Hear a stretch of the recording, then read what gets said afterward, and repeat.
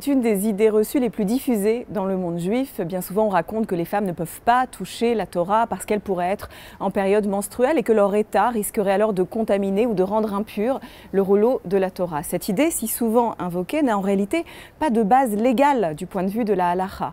La notion de pureté et d'impureté est une notion complexe dans le judaïsme. Les termes de tahor et tamé sont extrêmement difficiles à traduire. Le tahor, qu'on traduit parfois par pur, a quelque chose à voir en fait avec la luminosité et le potentiel de vie d'un individu, alors que tamé a quelque chose à voir avec une part obscure, avec un potentiel de vie un peu amoindri.